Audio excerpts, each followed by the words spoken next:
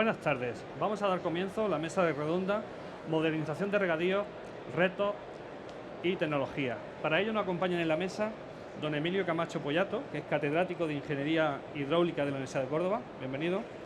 También nos acompaña Jaime del Barrio, CEO de ADES, una empresa de tecnología muy relacionada con el agua y las energías renovables.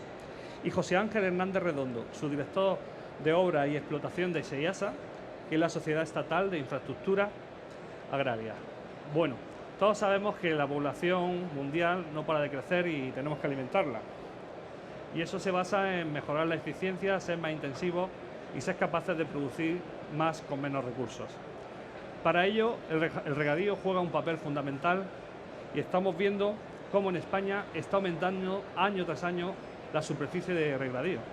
De hecho, de los 17,2 millones de hectáreas que tenemos en España, 3,8 son ya de regadío. Y una cosa muy importante es el valor que genera ese regadío, porque solamente el 22% de la superficie supone más del 70% de la producción agrícola. Y bueno, estamos aquí para hablar de nuevas tecnologías y de retos. Y vamos a comenzar contigo, Emilio. ¿Cuál crees que son los principales retos del regadío español? Bueno, pues yo diría que el principal reto hoy en día del regadío español es la mejora de la eficiencia y la protección del medio ambiente. No hay que olvidar que los recursos son limitados y hay que hacer frente precisamente a una mejora de la eficiencia. Por otra parte, otro aspecto también al que el regadío tiene que hacer frente es la incorporación de las nuevas tecnologías, la innovación. Hay que ser más productivos con esos recursos limitantes que existen. Y otro aspecto también que yo resaltaría como reto fundamental es la mejora de la calidad y la seguridad alimentaria. Son sin duda retos a los que el regadío se va a enfrentar en los próximos años y que prueba de ello ya se están viendo aquí también en esta feria, como casi todos los productores están cogiendo esa línea de lo ecológico, de lo verde, de la sostenibilidad. Yo creo que son aspectos que son interesantes y que el regadío pues es una parte más de lo que es el sector productivo agrario. Gracias, Emilio.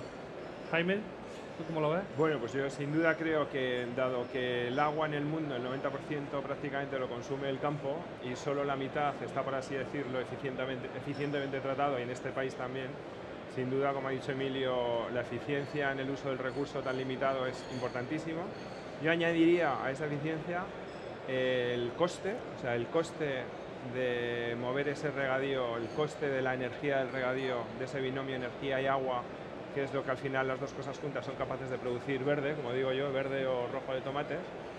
Y por tercero, dado que los recursos actuales, solo el 1% del agua que hay en la corteza terrestre es accesible, de alguna manera tenemos que conseguir que del otro, no 99%, porque hay un 2% que está congelado en los polos, pero del otro 97% que es agua de mar, cómo conseguir obtener más recursos de calidad y a un coste energético realmente que fuera posible ser asumible, no por las ciudades, que siempre va a ser asumible por las ciudades y las personas y quizás los animales, sino por el campo, que es realmente el que usa intensivamente el agua. Muy bien. Pues un poco añadiendo lo que decían todos mis compañeros, el regadío es fundamental y uno de los retos en los que nos enfrentamos, sobre todo las personas que trabajamos como ingenieros en empresas estatales como la del Ministerio, es en esforzarnos en introducir nuevas tecnologías para mejorar lo que es la eficiencia hídrica y la eficiencia energética. Tenemos que recordar que en el 2008 hubo un cambio tarifario bastante importante en este país, donde desaparecieron las tarifas agrícolas. Entonces se hicieron muchas inversiones hasta esa época. Esas inversiones necesitan renovarse para mejorar esa eficiencia hídrica, con lo cual la aplicación de nuevas tecnologías que con un pequeño input de entrada, con nuevos fenómenos o nuevas herramientas que le permitan al agricultor una mejor gestión, evitarían pues reducir los costes, que viene traducido también a una mejora en el consumo del agua en la parcela. Eso pues implicaría una mejor renta del agricultor, y en esas políticas es en las que estamos entrando en la mejora de nuestros proyectos en los distintos niveles, que podemos luego a lo mejor comentar algunos de ellos en los que estamos trabajando y que seguramente con los comentarios de todos pues contribuyamos a este debate. Está claro que tenemos que mejorar la eficiencia hídrica y está claro que tenemos que apoyarnos en las nuevas tecnologías. Las innovaciones están llegando a este sector, se están implementando estas tecnologías. Al principio se comenzaba, o se debe comenzar, el primer paso es modernizar la infraestructura hidráulica, un segundo paso ya optimizar un poco esa gestión, y por último está la incorporación también de las tecnologías de la información y la comunicación. Actualmente, vosotros que tenéis mucha experiencia, sobre todo con cuidados regantes, las actuaciones que se están realizando, ¿cuáles son las más comunes, las tecnologías o los procesos que se están llevando a cabo actualmente? En nuestra sociedad mercantil trabajamos digamos, en redes de altas, es decir, que llegamos hasta las parcelas. Luego detrás de las parcelas hay otro mundo también en eficiencia, pero que todos entenderemos en el riego por goteo, gravedad y por aspersión. Gracias a las políticas que se hacen desde la sociedad estatal, hemos conseguido reducir el riego por gravedad, que no quiere decir que no sea eficiente en algunos sitios el riego por gravedad, pero hemos conseguido reducir riegos de gravedad hacia sistemas por goteos, en donde se han producido incrementos de 1,1 millones de hectáreas de goteo, han subido a 1,85 millones de hectáreas por goteo, gracias a una fuerza que se le impulsa, de impulsión que le damos en las cabeceras del riego, que permiten a los agricultores regar con presión. Entonces estamos introduciendo, pues, al fin y al cabo, estaciones de bombeo, y esas estaciones de bombeo también están integradas en importantes sistemas de telecontrol que vienen acompañados con potentes sistemas de gestión que se le acompañan con programas GIS para una buena mapalización, por así decir, de todas las zonas regables.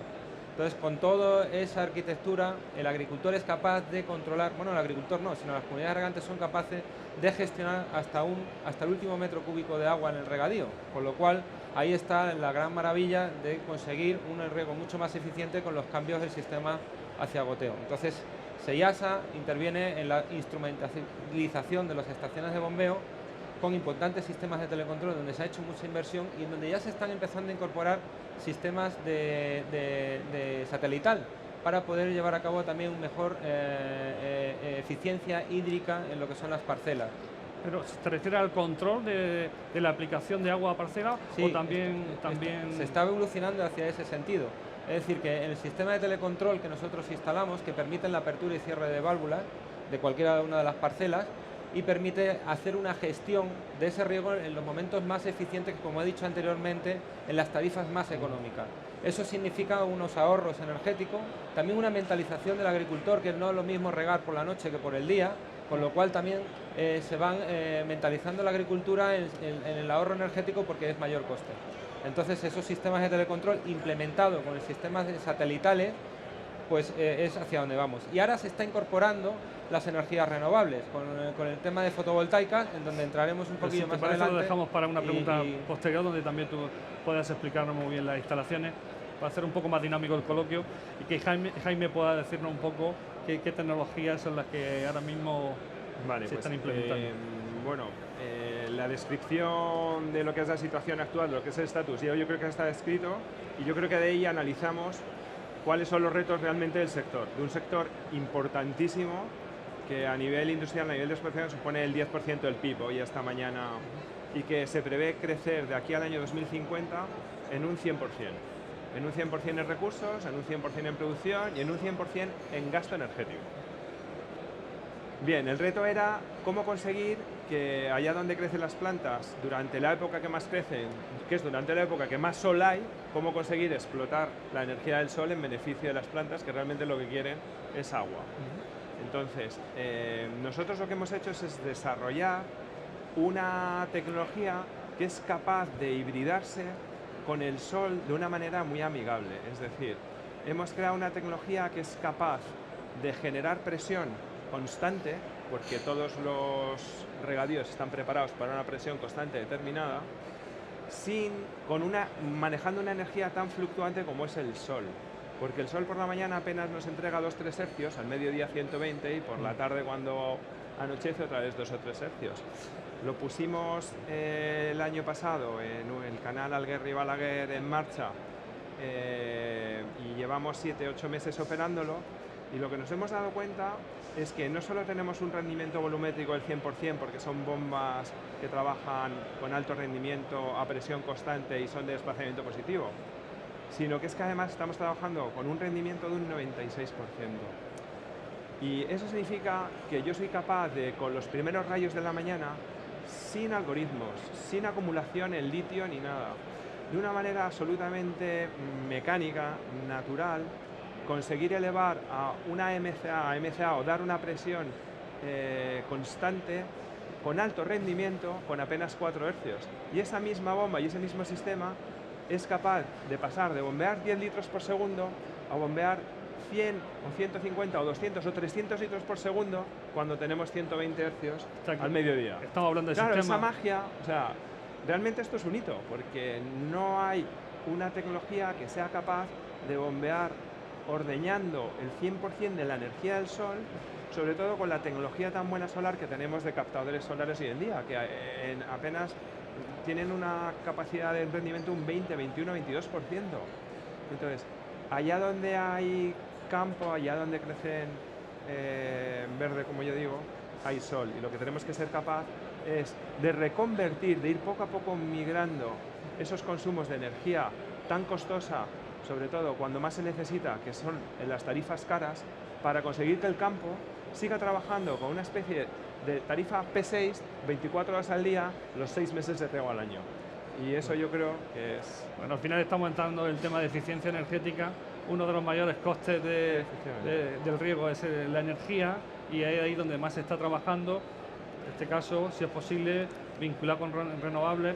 Y bueno, ahora te doy paso a ti, Emilio, para que veas un poco cuál es la visión que tú tienes de hacia dónde vamos actualmente con la eficiencia energética en el regadío y cuáles van a ser los siguientes pasos. Bien, yo primeramente quisiera hacer una descripción de las etapas en las que hemos vivido la agricultura. Realmente hoy estamos en una etapa, creo que crucial, y que supone un cambio radical con lo que ha habido hasta ahora. Desde primero de comienzo del siglo pasado, pues teníamos, digamos, una economía de subsistencia, es la etapa inicial que yo domino. Luego, a partir de la mecanización agraria, se pasó a una agricultura, una segunda etapa de la misma, una segunda fase. Luego, a partir ya de la incorporación de GPS para la agricultura y demás, se pasó a, digamos, la tercera etapa en la agricultura. Pero a partir de la incorporación de las tecnologías de la información y la comunicación, ya estamos ya hoy en día en una agricultura 4.0, como existe una industria 4.0 y como incluso existe lo que se denomina hoy el agua 4.0, ¿no? Entonces, esta nueva etapa en la que nos encontramos, donde las tecnologías ya están presentes, pues se diferencia mucho con lo anterior. En primer lugar, porque estas tecnologías son disruptivas, suponen un cambio con lo que ha habido hasta ahora. En segundo lugar, porque supone otro nuevo paradigma en cuanto a la gestión. O sea, ahora la gestión ocurre con información, con datos, con conocimiento. No hay nada sometido a la incertidumbre, todo se hace con ese conocimiento. Se puede incorporar tecnologías predictivas ya con esa información que adelantan lo que va a ocurrir una semana antes, 2 días antes, previamente. Entonces, eso ha supuesto un paradigma de cambio en la gestión total con las nuevas tecnologías. Y aquí ya estamos hablando como el Big Data, la sensorización ambiental de la planta, del suelo, del agua, del clima, el Internet de las cosas, todo eso, los drones, los satélites, todo eso está ya presente. Y en segundo lugar, todo esto lo que va a hacer es que todos esos recursos, fundamentalmente agua y energía, los vamos a usar de una forma más eficiente, con lo cual vamos a ser más sostenibles, más productivos, y eso es lo que quisiera yo recargar de esta etapa en la que nos encontramos hoy en día, ¿no? Una agricultura ya donde la tecnología sin duda está y va a estar presente. Sí, estamos en la etapa donde ya estamos siendo más eficientes y vosotros estáis viendo realmente las infraestructuras que se están instalando y cómo está repercutiendo, ¿no?, a nivel de tanto de las ciudades como de los productores, de esa eficiencia energética y en la reducción de costes, y también con los cambios regulatorios que hay o que se pueden afinar. Es evidente que es una reducción lo que estamos viendo. Tenía algunos datos, la renta agraria ha aumentado un 9%, gracias a todas estas modernizaciones de regadíos que hemos hecho en los 18 últimos años. Ha aumentado. Eso implica un asentamiento de la gente en el medio rural, con lo cual es un dato muy importante a tener en cuenta. En tema de contaminación difusa, los abonos, pues tengo datos del páramo de Bajo, del León, arriba, que veníamos de riegos por gravedad hace 5 o 6 años, hemos pasado a riegos por aspersión, con unas tecnologías muy punteras y con una optimización energética exquisita, pero hemos reducido abismalmente lo que es el coste en energía. Es decir, hemos pasado de grupos motobomba con 425 euros por hectárea a 85 euros por hectárea. Es decir, que la reducción ha sido abismal, aunque el coste de energía lo seguimos hablando como un problema, un hándicap dentro de los inputs que tiene una hectárea de regadío, ¿no? Y luego también pues tengo que el abono también se ha reducido. ¿Por qué? Porque también tenemos una eficiencia en el riego que implica una reducción en los abonos, por lo cual un poco ahí lo de lo que comentábamos antes con el tema de la contaminación difusa. También el tema de la contaminación difusa, el tema medioambiental va a coger cada vez mucho más auge, por lo cual vamos a tener una agricultura mucho más moderna, con mejor los grupos ecologistas que muchas veces también se enfrentan a la agricultura, pues muchas veces pues con estos datos también verán cómo la agricultura se adapta a los medios y a los tiempos, ¿no? Muchas veces el regadío está muy claro que es un sistema muy eficiente, pasar de una agricultura de no regadío a regadío, y cada vez los sistemas son más intensivos. Al final se consigue lo que decía al principio, ¿no? Conseguir una mayor producción con menor uso de agua, de fertilizantes, de insumos, y eso es una faceta muy importante a la que tendremos que ir para ser más competitivos, ¿no? En ese sentido, yo creo, Emilio, que ahí en la Universidad de Córdoba venís trabajando mucho también en incorporar estas tecnologías. Y yo quería preguntarte a ti, ¿cómo crees que se puede hacer que la incorporación de estas tecnologías, de estas innovaciones lleguen al sector con una mayor rapidez?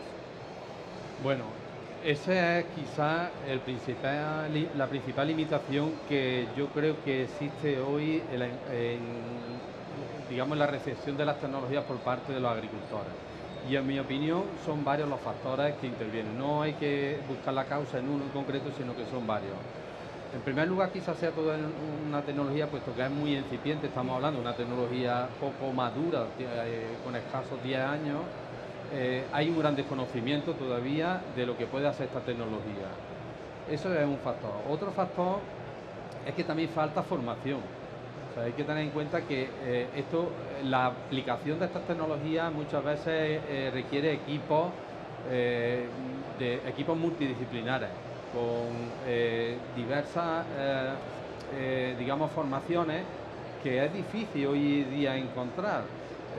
Y luego, en tercer lugar, también el coste, que muchas veces puede ser una limitación en la agricultura. La agricultura, digamos que es un sector muy complejo en donde, salvo algunas, digamos, producciones que son altamente productivas, el resto va con unos márgenes muy pequeños y va a ajustar los costes.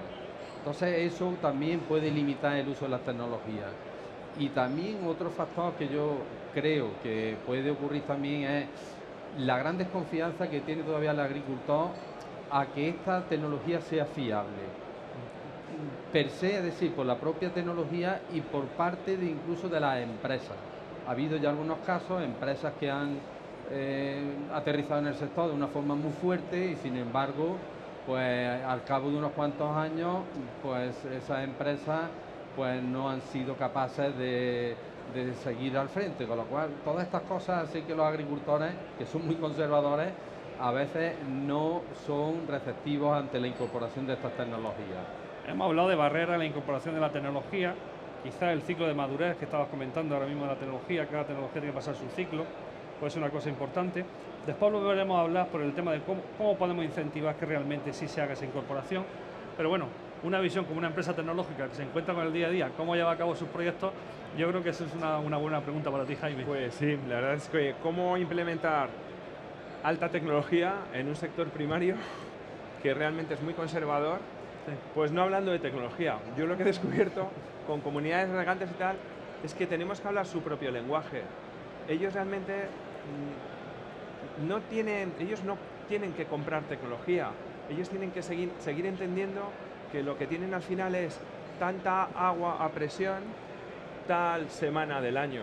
Entonces, si tú eres capaz de demostrarles que de una manera más eficiente, que ellos van a ser competitivos porque les vas a reducir no durante un año, 2 o 3, sino durante el periodo de validez de la garantía, al menos hoy por hoy de los paneles, que es la cual nosotros nos ceñimos, que son 25 años, y les dices que su consumo energético por tecnología se va a reducir a la mitad y que por contrato durante 25 años lo va a tener sellado a la mitad, entonces lo único que le preocupa es, bueno, eso tradúcemelo en caudal y dime si yo voy a tener mi mismo caudal bombeado a tal presión este mes. Y entonces tú lo que tienes que hablarle a él es de cuánta agua me vas a dar a esta presión esta semana y no bajar a qué tecnología estás utilizando.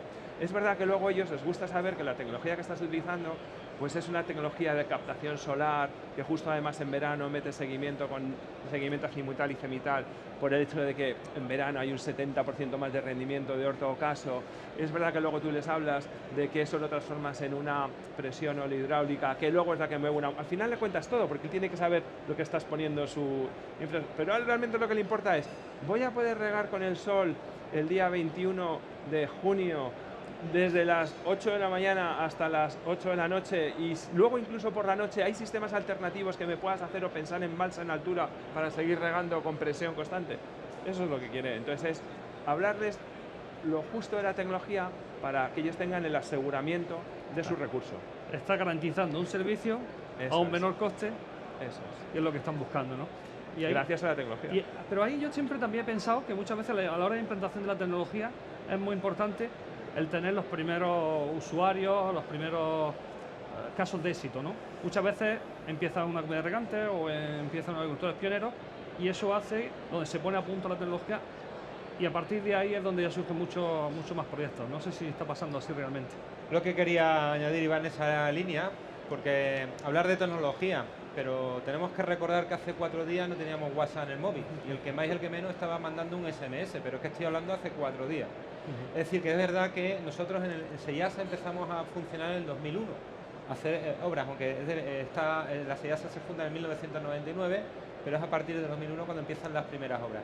Ahí empezaron los primeros sistemas de telecontrol. Obviamente esos primeros sistemas de telecontrol pues eran unas baterías enormes, con unos mantenimientos muy elevados, que al cabo de muy poco tiempo esas tecnologías han entrado en una obsolescencia o en desuso, porque ha habido sistemas que mejoran el anterior. Entonces, no es que sean, claro, el que ha cogido esos sistemas de telecontrol, pues han pagado un poco, digamos, a lo mejor un poco el pato y han manifestado también un poco de incertidumbre en el sector. Pero que estamos hablando que en SEIASA solo se han modernizado 540.000 hectáreas en este país en estos 18 años, que son 2.000 millones, y esos pocos casos son quizás los que quedan en la nube o los que quedan flotando, pero que existen enormes éxitos y esa tecnología, una vez implantada, bien implantada y como añadiendo un poco a lo que se comentaba anteriormente, con empresas que conozcan el sector, porque muchas veces ya empresas extranjeras, multinacionales, que miran más el número más que la necesidad Claro. que tiene la propia agricultura. Y ahí es donde está un poco el equilibrio de poder seleccionar cuáles son lo que tiene que entrar y lo que no tiene que entrar. Pero está claro que también falta un poco también de experiencia. Yo siempre he dicho que la modernización tiene que venir ligada a la modernización de las personas. Es decir, como no haya personas modernizadas, el sistema no avanza. Estamos hablando de tecnología adaptada a las necesidades que tenemos y hablaremos un poquito de formación, pero muy poco porque nos estamos quedando sin tiempo.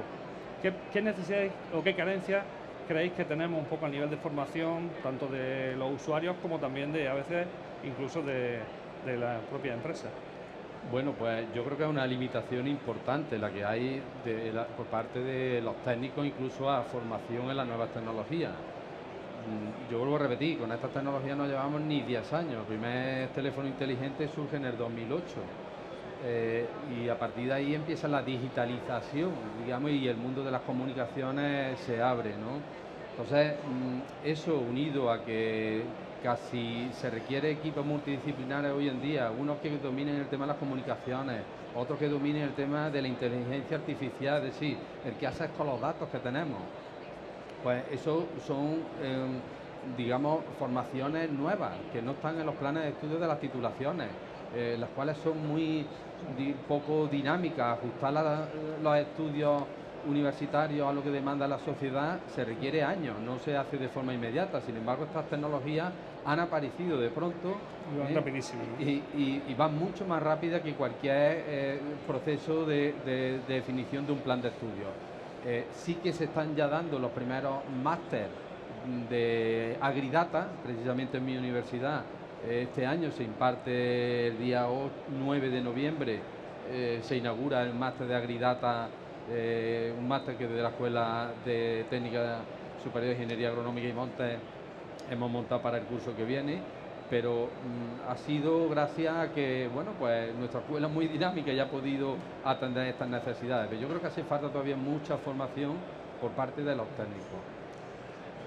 Bien, voy a ir finalizando porque creo que vamos un poco fuera en el tiempo, pero me gustaría mirar un poco a futuro, ¿vale? Hemos hablado de tecnologías, cómo estamos, cómo veis el sector regadío en España de aquí a 10 años, los cambios cada vez más rápido, pero cuál es la visión que tenéis cada uno.